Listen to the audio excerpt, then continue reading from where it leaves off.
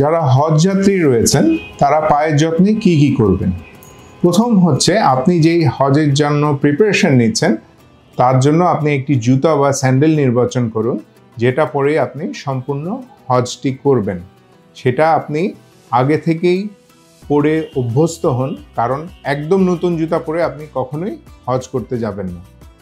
এবং আপনি regular diabetes রোগীরা যেভাবে আপনারা পায়ের যত্ন নিচ্ছেন, রেগুলার সাবান দিয়ে ধুয়ে পরিষ্কার করে রাখা, স্পেশালি আঙ্গুলের মাঝখানে অংশগুলোকে শুকনা করে রাখা, এটা নিয়মিত আপনি হজে যেও করতে হবে আপনাকে।